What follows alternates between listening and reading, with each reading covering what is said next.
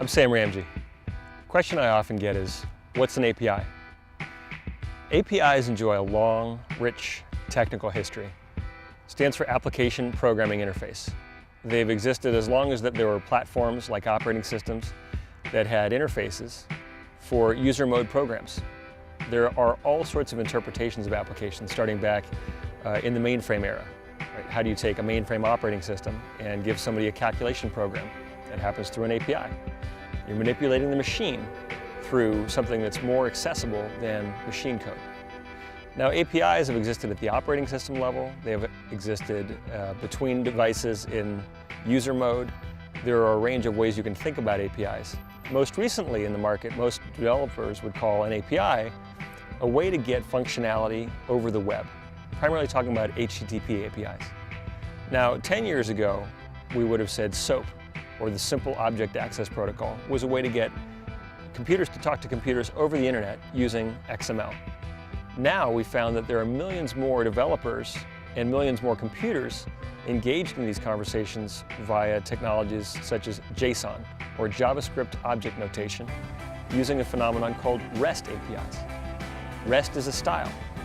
It's based on a simple concept that when you exchange information with a remote computer, you're requesting state, and it should give you state, and you should return state, basically in the mode of documents.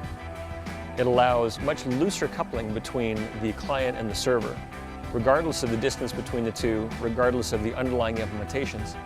So for example, you could write a Twitter application on the iPhone in Objective-C running on iOS on a small device.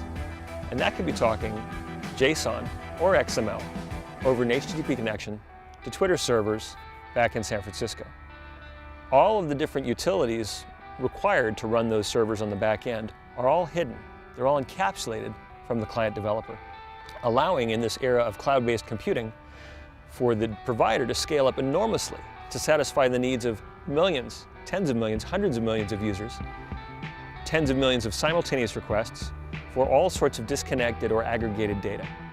They can hide all of that complexity, all of the servers required to run it, all of the operators required to maintain it, all of the procedures used to scale that system across data and logic, and simply give you a document that represents the right response to the right request that you've asked at the right time, that allows you to serve your user some tasty, interesting piece of data through a native form. So APIs, the way we talk about them now, is really about REST APIs over the web. The lowest common denominator that we've ever discovered for simplifying computing between applications and server endpoints, and it's generating the internet as we know it today and for the next 10 years.